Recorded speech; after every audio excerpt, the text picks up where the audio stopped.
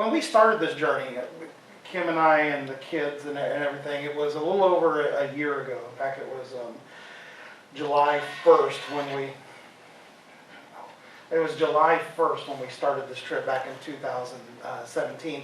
And one of the things we were given is we were given some journals. Now, this is not the journal that I was given, but we were given some journals to record things that were going on. And whenever I met with a pastor or a minister or a ministry group, I would record those meetings in my journal. And when things were happening, we would write those things down. And then, just as most of us nowadays, we recorded stuff in, on Facebook. We were posting stuff on Instagram, and is my slide up here? I don't see it.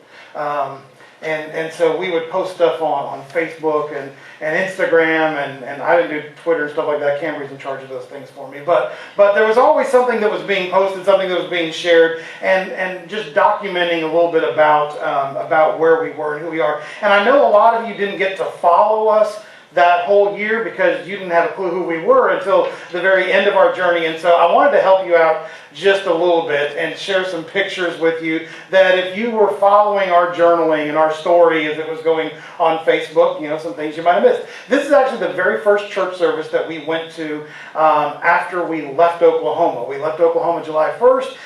We were traveling in the big trailer. It was 4th of July weekend, and they would not let us rent a site like at the state park for one night. They're like, it's a holiday weekend. You got to rent the whole weekend. And I'm like, okay. So our ministry booked us for the whole weekend. We thought, we'll camp out here. And when we get there, we'll figure it out. And so we were there over a Sunday, and we pulled into the camp, and they said, church services at the pavilion. So this is a student from Union University comes out to the state park every single day and leads different people every Sunday. But that was our very first service that we had. We traveled from there. We went to some places. We went up, and it was blueberry season in one of the towns we were at. So this was our anniversary. Kim and I went on our anniversary. We thought, it'd be fun. Let's go pick blueberries and cherries. And Kim was like, I want to come.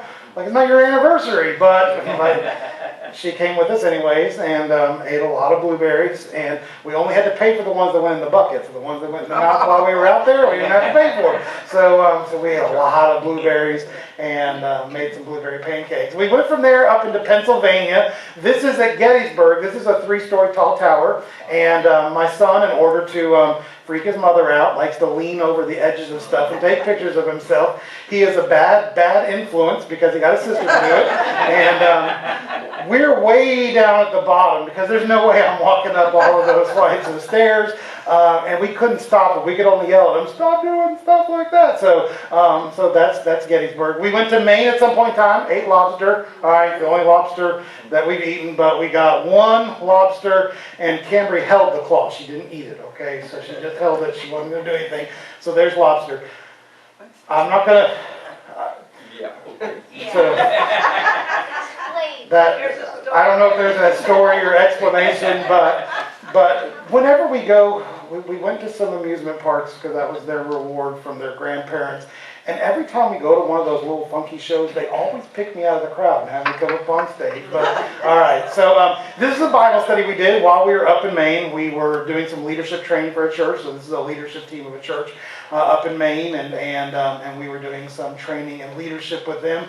This is the senator from Oklahoma.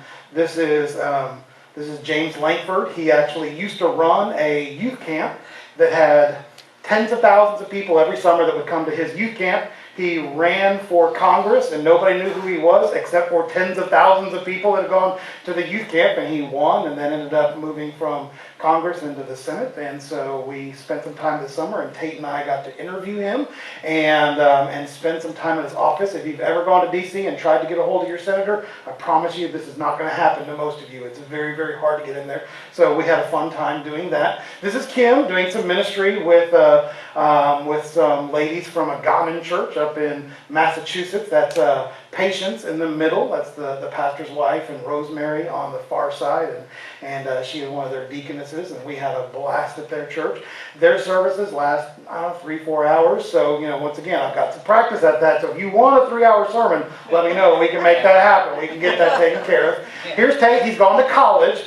So we went to a college. We were doing some college visits. This is the Baptist college they've opened up in Vermont, and so he went to college class, and this was a business class, and they were learning about some business things, and they had to divide M&Ms and find out their percentages.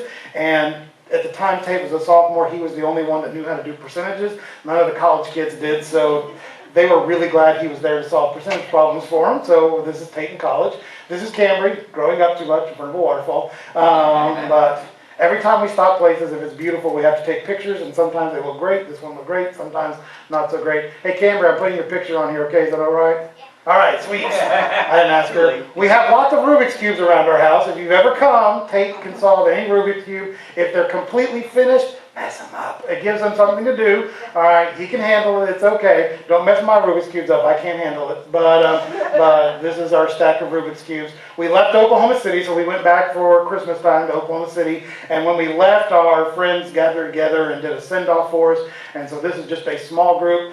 There's a big OKC sign. There's a Ferris wheel right behind it. I'm sure you can see it. It was closed the day we went. We don't know why it was closed the day we went. Everybody said, let's meet at the Ferris wheel. We got there, it was closed down. There were no lights, so we actually drove our cars up into the pavilion, and those are our headlights lighting that up. But those are all of our friends. If you want to know who they all are, ask Cambry. She knows who all of them are. We did prayer walking. These are churches across Massachusetts, and one day Kim and I spent a whole day going from church to church to church, just praying for churches. You want to do something good for a pastor, go pray at their church for them, take a picture of it, send it to that pastor and say, I know you weren't there, but I just want you to know I prayed for your church and the ministries that were going on. And so we were prayer walking at just a ton of churches. A lot of different ethnic churches. The Korean church, the bottom right is a Haitian church. The one that's kind of in the middle at the bottom is a Hispanic church. A lot of different ethnic churches that are ministering throughout New England. That's Tate. I don't know what he's doing. He got a balloon. I don't even remember how he got a balloon. But Anna came and gave us balloon hats one day because the Brazilian church had done something. They gave balloon hat. All right, so there's Tate. Here is our axle. We lost a tire on our trailer, so that is what was left of our axle, and it completely melted the end of it. So we had to completely replace that axle, and it was right next to this sign: Tony the Drunk is a thief. So if you ever bump into Tony the Drunk, just know, hold on to your wallet because he is a thief. And I had to drive past that sign like 20 times when we were working on the trailer, so just watch out for him. I couldn't find we drove past a truck that had painted on the back of it, like spray paint on the back of the truck, watch out trout. And I don't know what that meant, but I could not find that picture. But they do crazy things in Vermont, all right? Paint the signs, do things like that. We preached and Tate played. This is one of the first places Tate was playing the guitar, and so we were excited about that. We came here and preached, and you all shot fireworks up for us. It was awesome. We knew that it was a good thing because we showed up, like, if you come on Saturday, we'll shoot fireworks, and y'all did. So that was pretty awesome. So that is a genuine Weathersfield firework right there. So you can see that. And then you guys knew this before you brought me in, all right? These pictures were on the web before you guys officially voted on me. So anything beyond this point is your fault, all right? You knew these things beforehand. But this is a Bible school we were working at up in Maine. The guy leaning on my shoulder is a college student from Mississippi that was up there doing summer missions. He was up here for 6 weeks doing summer missions. Oddly enough, he's also a funeral director, so his family owns a funeral home, and so he's got his funeral license and all that stuff, so he runs the funeral home, and he's a college student, and he does missions. So look at all the great things you can do and still do missions. And then this was a picture right out there in the lobby when you guys brought us in, and we were super excited. So that's a little bit of our journey this year. There's a lot more. I tried to pull out all the good, embarrassing ones, and so we'll see how that goes. But we're doing a story on Timothy. You know, we've been working with the book of Timothy. We've finished 1 Timothy, and we're getting ready to move into 2 Timothy. And my thought is what if a guy like Timothy and the things that he was doing spent time journaling, took one of these books like we had, and spent time writing down, hey, this is what happened to me today. You know, went through and wrote down, these are the things that I was thinking about as I was experiencing this. how would the life of Timothy be able to lead us and guide us and teach us, give us some wisdom? I could see him doing something like this. Tuesday, July 15th, weirdest day today. All right, he was young, a kid, they always say weird things. All right, weirdest day today. I was taking a break for just a moment when my friend Lidas came running up to me yelling, "The gods have come down to our little town of Lystra. You got to come see." Lol. That's what kids do. I don't know what it means, but they say it. I thought he was joking. But he said, everyone in town's talking about it. There's this guy named Paul, this new guy in town. He's got a funny accent. He's not from around here. And he ran into Eutychus, the beggar with the messed up legs. The one that's always begging on the side of the town. And so Paul called out to him in a loud voice, "Stand up!" And the man jumped to his feet and started walking. And when the crowd saw what Paul had done, they shouted in their local dialect, "These men are gods in human form." Little g with an S at the end. Gods in human form. They decided that Barnabas was the Greek god Zeus and that Paul was Hermes, since he was the chief speaker.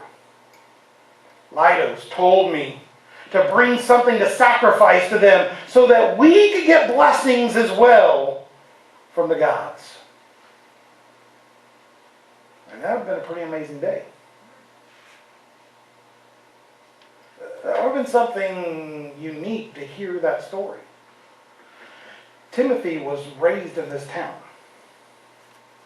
Timothy was brought up in Lystra. It was in Greek territory, in Greek land, and Timothy's dad was Greek, and from all indications in Scripture, his dad was 100% Greek, worshipped the Greek gods, lived in a town where there was a temple to Zeus that was there. They were people that worshipped in that sort of way, and we know that his mom and his grandmother weren't Greek, but we know that his dad was, and it was how he was raised. When Paul first meets him, he has been raised in the Greek customs, in the Greek culture. And Paul shows up into this town. And he heals a man that's broken. And all the people think, oh my goodness, there's the power. And who do they attribute power to? They attribute power to the gods that they worship. To Zeus and to Hermes. I could see Timothy continuing his journal as he was writing, but that when he got there, things weren't what he expected. If it was Zeus, if it was Hermes, they would be down there saying, "We are the gods." They brag about who they are. Kim has to teach mythology so many times that we talk about that, about how the gods lived with this huge ego that they wanted people to worship them. But when Timothy would have arrived there, the people weren't worshiping him. They were trying as hard as they could. But Paul and Silas were standing there, and they were yelling at the crowds, "We're just men like you." They ripped their shirts off so that people could see that they were just flesh and blood. They started yelling and crying, "Don't worship us. We came here to bring you the good news. We worship the living God, singular, one God, the living God of all creation." And Timothy is hearing that message for the very first time. The message of a God that is the creator of the universe. A God that doesn't have his thumb on the people. A God that isn't trying to smite them and take them down. A God that isn't greedy or jealous or selfish or anything else, but a God that is a God of love. And he's hearing these words from Paul as Paul says, "Don't worship me." But no matter how many times Paul said, "Don't worship me," the people still thought, "It's a test, it's a test, it's a test. Let's get in there." And they were bringing cattle, and they were bringing wreaths, they were bringing things to throw down at their feet. And the more and more he did that, the more and more Paul and Silas would cry out, "Do not worship us." And as that was happening, Paul had this weird attraction with people that hated him. He had been in a town not too far away called Iconium. And in Iconium, they had had a ministry there. They had witnessed and they had bore testimony of the good news, and people had come to know Jesus Christ as their Savior. But there were people in the town that were angry at Paul because they felt like he was turning people away from the Jewish religion. And so there was these Hellenist Jews that were angry at Paul. And when they knew that Paul had come to Lystra, they were following him as quickly as they could. And they got to the town and they saw the people trying to worship him, and they heard his message, and they started telling the crowds, don't worship this man, because this man is the deceiver. This man is trying to fool you. This man is trying to put you under. And this whole time, Timothy would have heard these people spouting these stories about how Paul had come to their town and caused problems, and how they were charlatans and probably going to steal their money, and who knows what other kind of lies they made up. And one of them picks up a rock and chunks it at Paul and hits him. And then another picks up a rock and chunks it. And another. And another. And the mob gets angry. And you can imagine Timothy,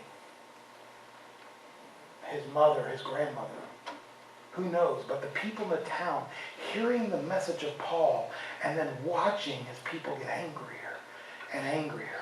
And they throw rocks and rocks and more rocks and more rocks. And they begin to bleed, and he begins to get bruised, and he begins to get hurt. And he can't stand up anymore. He's on the ground, and they throw more rocks and more rocks to the point where he's lying there motionless. And the guys throwing the rocks are like, he's dead. Get him out of town. And they grab him, and they drag him out of town, and they chunk him. And they walk away laughing, saying, we've killed Paul. They literally thought he was dead. Who knows? Maybe Timothy literally thought he was dead. Maybe other people in that town that would eventually become followers of Christ thought that was it, that he was dead. Some of his believers and the followers that were with them, surely Silas and the others, wandered out there, and they gathered around him and they prayed for him. And as they prayed for him, I don't know, maybe he really did die and God revived him, which happened many times in the book of Acts. Or maybe he was just so close to death that it took a while for him to recover. But while he was out there, while they prayed for him, he was able to recover, to revive. And they brought him back into the town the next day. And the Christians that were there said, you can't stay here. You need to go. And they sent him off. Can you imagine that journal entry that Timothy would have been talking about? His very first encounter. That powerful first impression that he would have had about the gospel. Today, as we look at the life of Timothy, what we want to look at is the people that poured into Timothy's life.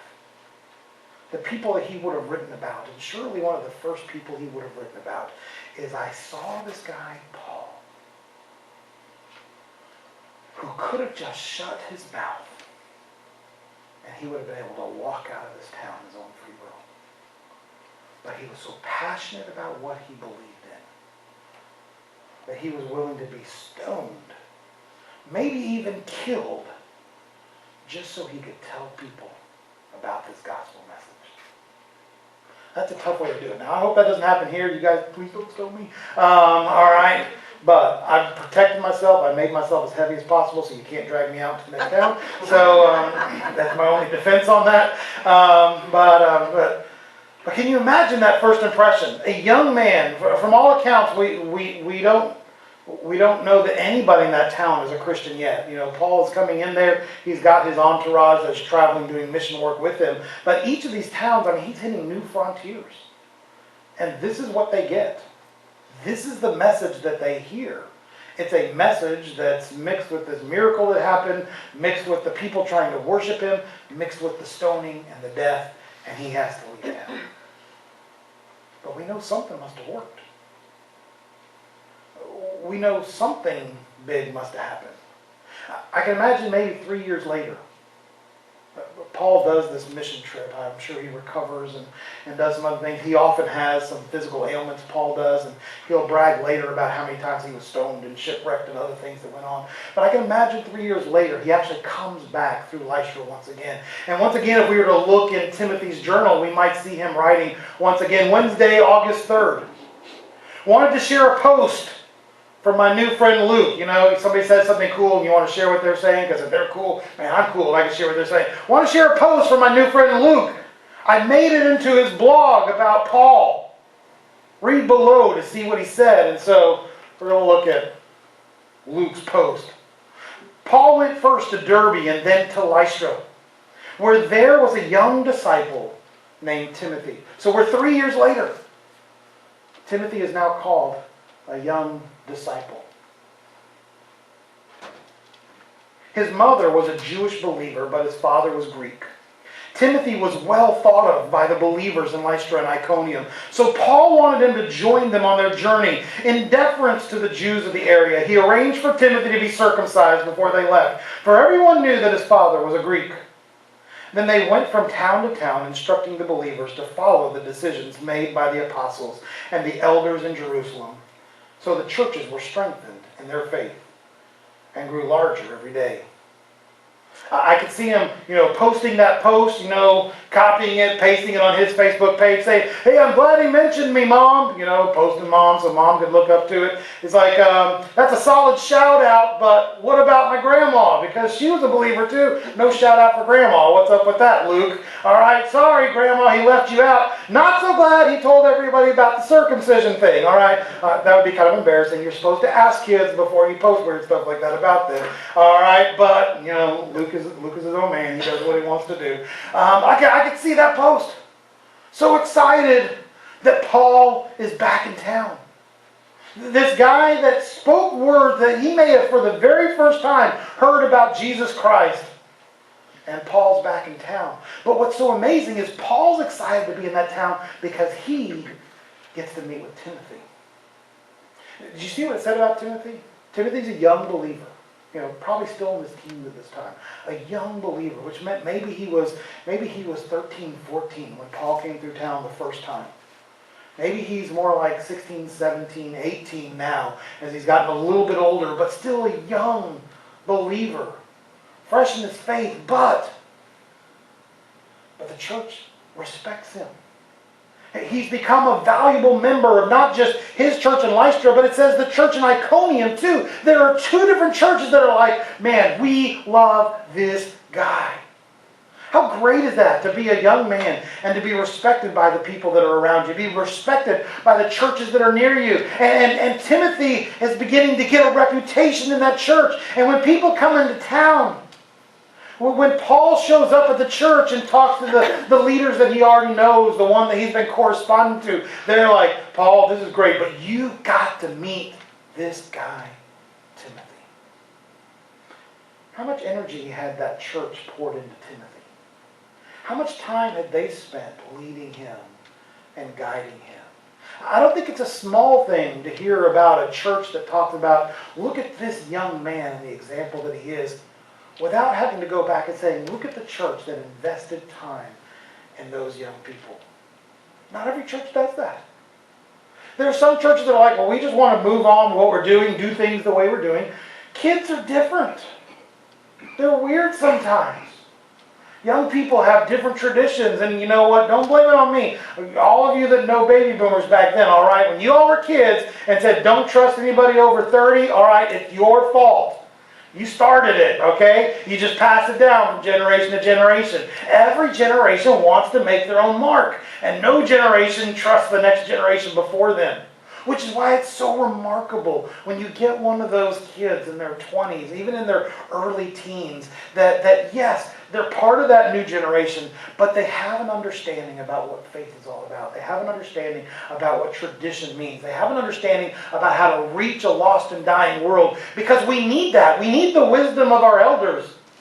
But we somehow have to pack it into the youth of today, because we need them to be able to speak in context, but be able to do it with wisdom. And so I feel older and older. We were talking out there just a minute ago. We were talking to Miss Veronica out there, and she was like, Kim's going to Facebook Live the worship service so she can watch it as they're heading to the airport. She's like, how do you do that? I'm like, I don't know. I could do it on my old phone, but we changed phones, the new phone, I can't find the button. I was like, I don't know how to do that, but you can hand it to a kid. In fact, I think Kim went back there to the kids in the back and was like, help me out. And they helped him out. How did they know? Did somebody program it into kids? It's the same phone. I'm looking at the same thing they are, but they're like, bleep, bleep, bleep, bleep. There you go. Why didn't you know that already? I'm like, I used to not be like that. I used to be the young hip guy that told my dad, Dad, yeah, come on. It's like called DOS, okay?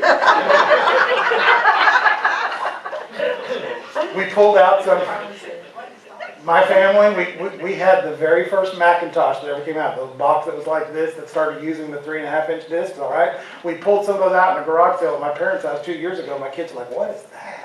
I'm like, what do you mean, what is that? They're like, is it a camera? And they kept flicking the little metal thing. I was like, no, it's a flash drive. Just really old flash drive. Just trust me, all right? That can hold one paper for you to do for school. That's it. 2 pictures at the most, maybe. But, man, I used to be that guy.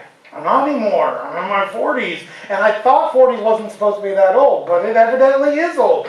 1 year ago, I wasn't taking a handful of pills at night. Now, I'm taking a handful of pills. That's how I know I'm getting older. You can count your age by how many pills that you're eating. You know, add 10 years for every pill, all right? And you'll get there somewhere. And I don't know what happened. But Paul understands that. The people in the church understand. They're looking at Timothy and saying, you're young, you have energy, you have this connection with the people around you, and we need you to go. And they invested their time, they invested their energy, they invested their ministry into this young man, Timothy, and it paid off. Because Timothy became the sort of person that was out there doing the work that God has us to do. That's important for us. I mean, when we talk about doing the coffee thing, well, part of the coffee thing is that's how young people talk today. Young people gather around at a coffee place and they drink coffee and they talk, and you know what? We want them doing that where we are. So when they're having a conversation, we can have a conversation. The conversation that will lead them to a relationship with Jesus Christ.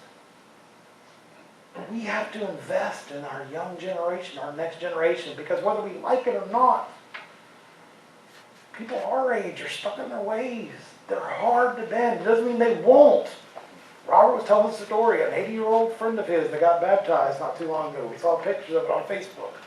That's great. Praise God. That's hard. We need to reach the next generation. We need to grab them, and here more than anywhere else, reach that next generation. Make an impact. It was great last week at the Cove where there were hundreds and hundreds of us out there. If you missed it, it was a shame. It was a great opportunity for us to worship with so many people. But think about that. We say hundreds and hundreds, but then this was multiple towns getting together, and think about the tens of thousands of people that weren't represented there. And we invited every evangelical church that was in town. So it's not like they were all gathering somewhere else. That was it. That was us. That's the resistance. It's you and me, and we need all hands on deck. We've got to reach that next generation, grab them when they're young, get a hold of them now, and let them know. Timothy would probably keep going on. You know, he had a long life. He's getting older, all right? He met Paul. He's grown and matured, and Paul says, hey, I want you to come with me. And I want you to think, you got this promising young man that Paul is bringing along with him, and I want to imagine the journey that goes on from there. Paul takes him from Lystra, and they begin to minister church to church to church. They start reaching out, trying to get deeper. Paul is aiming to get to Athens, the center of Greek culture. He wants to work there. And so he begins to journey to some local towns. He begins to journey to some places. And the first place they get to that we have recorded is he gets to a town called Philippi. All right, we got a whole book about Philippians. That'll be a whole other day when we do a study on Philippi, all right? And it's one you'll probably hear because I love the story of the Philippian story. But they come into that town. The same thing happens. Paul's ministering, and there's a demon-possessed woman that is harassing him, and harassing him, and harassing him. And Paul finally is like, I got enough!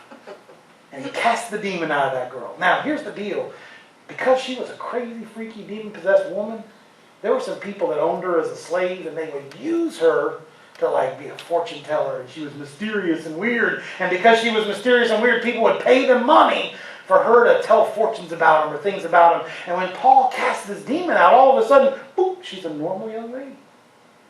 She doesn't have those fits. She doesn't have those weird predictions that strangely come true. She doesn't have anything going on. She's a normal, well-adjusted young lady that doesn't want any part of that anymore. And so these guys get mad. They're like, man, she was our cash cow. We owned this woman that would make us tons of money. And so they get the town enraged, and they end up having Paul and Silas arrested and thrown into the deepest dungeons. They're shackled together because, man, these guys must be dangerous people. Super dangerous. They're shackled together in the bottom of this prison. And what do Paul and Silas do? They start a praise service, and they're singing, and they're shouting, and in the middle of the night, praising God, an angel comes and opens all the doors and breaks all the shackles, and everybody could run free, but Paul and Silas convince everybody, look, we're not escaping. They're open just to show the power of God. And the jailer's like, oh no, everybody's escaped. And he goes to commit suicide because he knows suicide would be less painful than what the Romans would put him through. And Paul and Silas come out and say, no, none of us left. We're all here. We're waiting for you. We want to tell you about how much God loves you. And the jailer brings Paul to his house, and Paul witnesses to his entire house, and they're all baptized, and the whole town has to apologize because they arrested Paul when they shouldn't have arrested him. And then there's another lady there that's a wealthy lady named Lydia that accepts Christ, and they begin this wonderful work of God in this town. And Timothy is seeing and watching and walking beside Paul every step of the way, seeing these amazing things. They go to the next town, Thessalonica. And there in Thessalonica, they begin preaching. And guess what? There's more of those people that are like, man, this Paul's going to do to us what he did to the Philippians, and he's going to shut down this real Jewish work that's going on here. And so the people in Thessalonica start attacking Paul, and Paul has to flee and go to the next town. So he goes to Berea. And when he's in Berea, well, that's where we pick up with Timothy. It says that very night, believers sent Paul and Silas to Berea. And when they arrived there, they went to the Jewish synagogue, and the people of Berea were more open-minded than those in Thessalonica, and they listened eagerly to Paul's message. And they searched the Scriptures day after day to see if Paul and Silas were teaching the truth.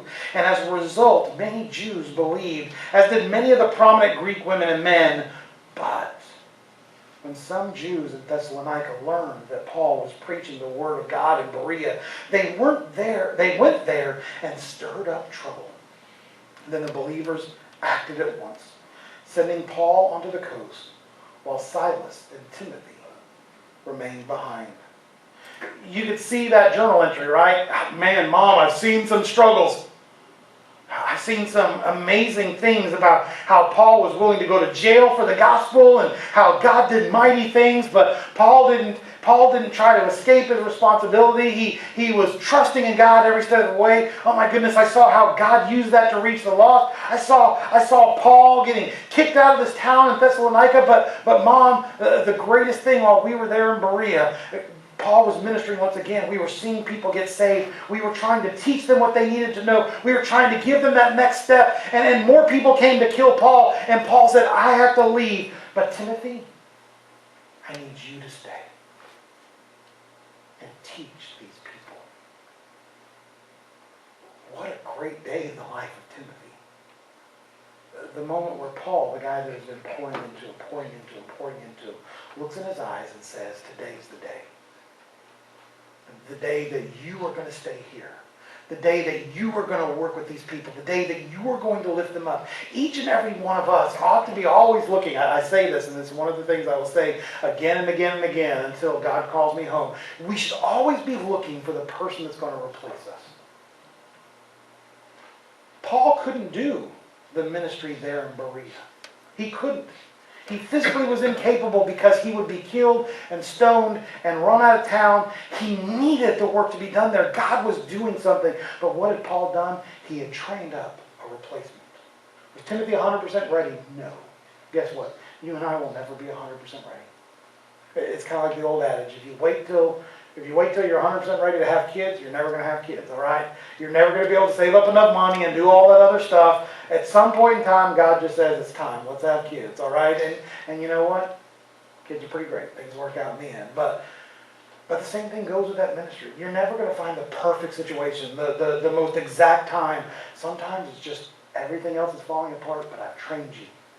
I've guided you. And you have been built for this time. You have been trained for this time. You've been mentored for this time to replace me in this place. And now, instead of there being one Paul ministering in one place, there's now a second guy ministering in a second place. And Paul was able to go to Athens, and he did some amazing ministry in Athens. But while he was ministering in Athens, Timothy was in Berea, ministering and helping and encouraging. He had a purpose that needed to be fulfilled. And Paul finally let that purpose be put into Timothy's hands. If we were going verse by verse in our study of Timothy, we would have ended up today in 2 Timothy chapter 1. And 2 Timothy chapter 1 is probably what we might consider the very last entry that Timothy would have in his journal. It's that last thing that we hear about him before we just kind of move into church history books that tell about what we think happened to him, where he might have ministered, where he might have gone. But in 2 Timothy chapter 1, starting with verse 3, we might find this entry. What I would imagine inside his journal, because if you've ever had journals, sometimes there's important things you just stick in there. Timothy would have received this letter from Paul. And I imagine it's been opened and closed and opened and closed and stuck inside that journal many times. There probably are tear stains on it because Paul actually mentions the tears that Timothy has shared with Paul. Maybe more now than ever because there's a real chance that Timothy and Paul may never meet again. Paul is in prison in Rome. And while there's always that hope that God will deliver him, Paul's getting old. And his health is not well. And he's putting his orders and his affairs together. And we get this passage out of 2 Timothy chapter 1. He says, Timothy, I thank God for you. The God I serve with a clear conscience, just as my ancestors did. Night and day, I constantly remember you in my prayers. I long to see you again. For I remember your tears as we parted, and I will be filled with joy when we are together again. I remember your genuine faith. For you share the faith that first filled your grandmother Lois and your mother Eunice, and I know that same faith continues strong in you. This is why I remind you to fan into flames the spiritual gift that God gave you when I laid my hands on you. For God has not given us a spirit of fear and timidity, but of power, love, and self-discipline. He goes on further in the chapter. So never be ashamed to tell others about our Lord. And don't be ashamed of me either, even though I'm in prison for him. With the strength God gives you, be ready to suffer with me for the sake of the good news. For God saved us and called us to live a holy life. He did this not because we deserved it, but because that was his plan from before the beginning of time, to show us his grace through Christ Jesus. You know, one of the reasons I tell people to journal stuff when they're on their spiritual journey is exactly that reason. Paul is looking back on his life and saying, we are where we are today because we are a part of God's great plan. And I don't know if Paul realized at the very beginning of the journey that his plan would be a litany of sufferings that he would have to experience. But he's passing that on to Timothy. Timothy, there will be suffering. It's a part of the gospel message. Sin has broken the world, and a broken world doesn't die easily. Jesus Christ came and he died on the cross for you and for me. His body had to be broken. His blood had to be shed for you and for me. Because sin does not want to let go of its grip. Its hold on our lives and on our heart. It is powerful. Not more powerful than God, but it is powerful. And because of that, often the people that fight the hardest for the gospel message are partakers in that suffering as well. And Paul's telling Timothy, be strong. Because the faith that I see in you is the faith that was built by your grandmother. It was a faith that was built by your mother. It was a faith that I worked in you. It was a faith that was built up in him through the church that was there with him. It was a faith that was nurtured through so many people, so that at this moment, in this time, Paul is passing the mantle and saying, Timothy, it's your ministry. Well, we keep saying that this is Timothy, his journey of the next apostle. Because somebody else had to be next. You and I have the faith we have because somebody else was next. And Timothy trained somebody else who would be next. And that person trained somebody who passed it along, eventually leading to me.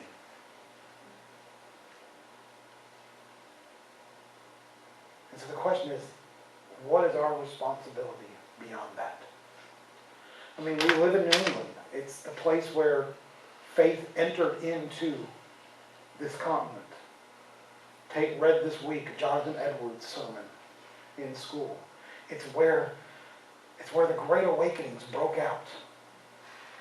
Where millions of people accepted Christ. But we can go out that door and it would be hard-pressed for us to find another God-fearing person. So many people have just let it go, let it go, let it go. And now we live in a part of the country where it's hard to find fellow believers. It's what was so great about last week, to gather with them, but it's so few when we're surrounded by so many. Somewhere, we stop sacrificing to push the gospel. And that means it's been given to us, to you and to me. Just like it was given to Timothy. And you know what? We're not ready.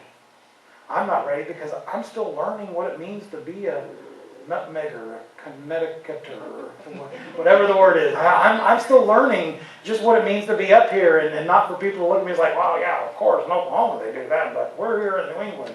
I'm still learning. And you know what? Some of you may still be learning. Where you're like, you know what?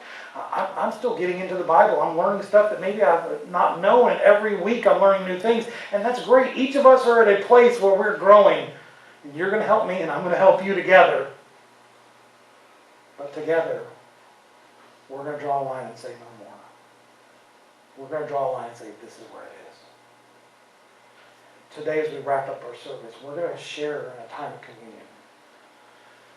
Because that's really what Paul was passing down to Timothy. Paul said, I had to suffer for the gospel. Timothy, you'll have to suffer. But it ultimately all points back to because Christ suffered. For us to conquer sin, for us to find victory in the lost that are around us, it comes through the sacrifice that Christ paid on that cross. And Jesus invited us to partake in it with him, to remember him. Body broken, blood shed.